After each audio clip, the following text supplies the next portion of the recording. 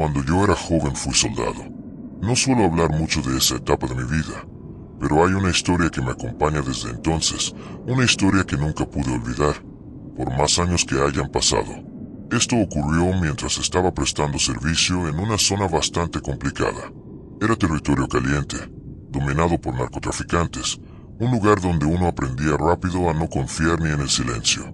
Vivíamos en alerta constante, porque cualquier error podía costarnos la vida. Una tarde nos dieron una orden aparentemente simple: hacer un chequeo en un pueblo fantasma que quedaba no muy lejos de nuestra posición. Según los reportes, ese lugar llevaba años abandonado, pero había sospechas de que lo estaban usando para sembrar cultivos ilícitos.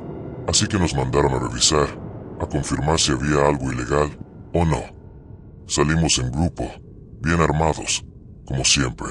El camino hasta el pueblo ya se sentía extraño. No había gente, no había animales, ni siquiera se escuchaban pájaros. Era un silencio raro, pesado, como si todo estuviera conteniendo la respiración.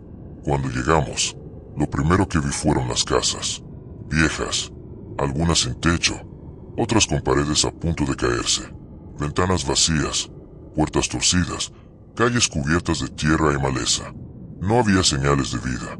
Era como si el tiempo se hubiera detenido ahí hacía décadas.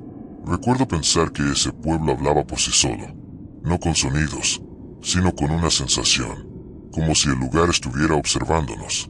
El aire se sentía denso, incómodo, y eso que aún era de día. Empezamos el chequeo casa por casa. Revisábamos patios, interiores, alrededores. Todo lo que se supone que hace una patrulla en ese tipo de misiones. Operativamente, todo parecía normal. No encontramos cultivos, ni rastros recientes de personas, ni nada que indicara actividad ilegal. Pero aún así, nadie estaba tranquilo. Era como si el silencio no se fuera nunca. Caminábamos, hablábamos en voz baja, pero el ambiente seguía igual, pesado, incómodo.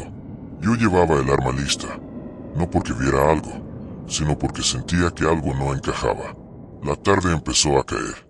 El sol se fue escondiendo detrás de la montaña, y con eso el pueblo se volvió todavía más inquietante.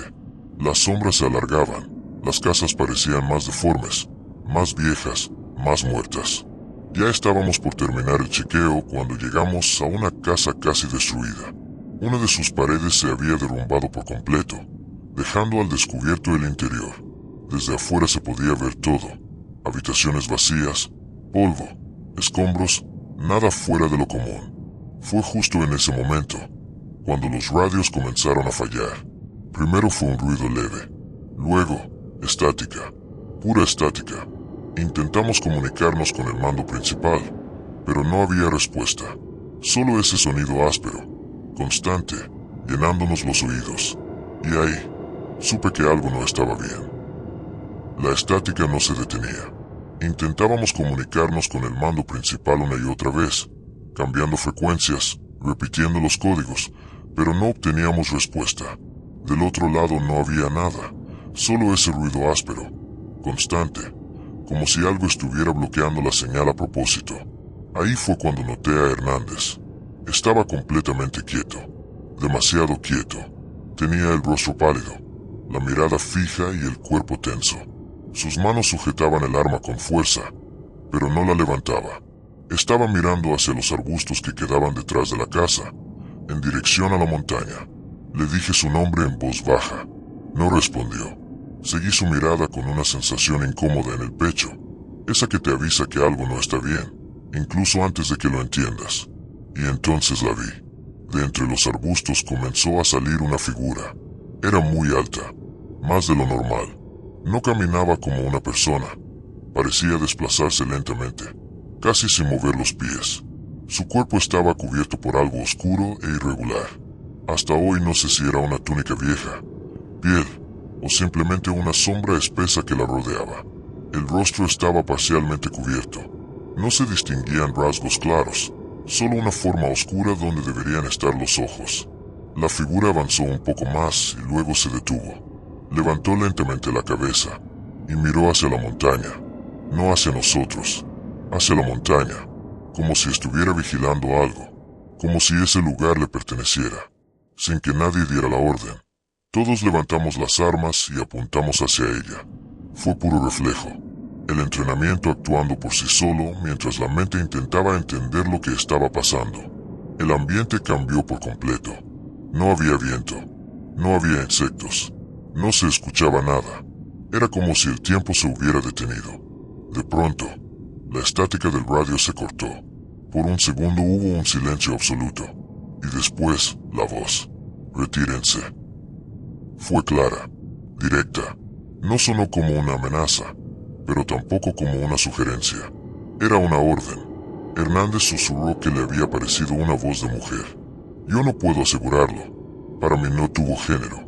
No sonó completamente humana, pero tampoco sonó irreal. Lo único que todos entendimos fue lo mismo. No debíamos estar ahí. Justo después, los arbustos volvieron a moverse. Dos figuras más comenzaron a salir lentamente. Eran similares a la primera, altas, oscuras, silenciosas. Se colocaron cerca de ella, como formando una línea invisible, como si marcaran un límite que no debíamos cruzar. Una de ellas levantó la mano con calma. No fue un gesto agresivo. Fue lento, casi respetuoso. No sé si fue una despedida o una advertencia final. Nadie disparó. Y eso es algo que todavía me sorprende. En cualquier otra situación, alguien habría apretado el gatillo. Pero ahí, nadie pudo. Era como si algo dentro de nosotros supiera que hacerlo sería un error. Sin decir una sola palabra, comenzamos a retroceder. No corrimos, no gritamos, solo dimos un paso atrás y luego otro, sin bajar las armas, sin darles la espalda. Cada paso se sentía eterno. Cuando finalmente salimos del pueblo, el radio volvió a funcionar como si nada hubiera pasado. Las voces regresaron, las comunicaciones se normalizaron, como si ese lugar hubiera estado aislado del resto del mundo. Esa noche, al regresar a la base, nadie habló de lo ocurrido. Cuando llenamos el reporte, solo anotamos lo necesario, que no se encontraron cultivos ilícitos, que no había actividad sospechosa, que la misión se había completado sin novedad. Nunca mencionamos las figuras, nunca mencionamos la voz, nunca mencionamos lo que realmente vimos. Pero yo lo recuerdo todo. Recuerdo el silencio, recuerdo la orden, recuerdo la certeza de que no éramos bienvenidos. Y con los años llegué a una conclusión que todavía me inquieta. Esas cosas no querían hacernos daño, solo querían que nos fuéramos. Como si ese pueblo, como si esa montaña, tuviera guardianes. Y aunque han pasado muchos años desde aquella noche, hay algo de lo que estoy completamente seguro. Ese pueblo nunca estuvo abandonado, solo estaba protegido. Gracias por quedarte y escuchar esta historia hasta el final. Si te gustan este tipo de relatos y no quieres perderte ninguna de las historias que seguimos compartiendo aquí, te invito a suscribirte al canal y activar las notificaciones. Tu apoyo ayuda a que estas historias sigan siendo contadas. Hasta la próxima.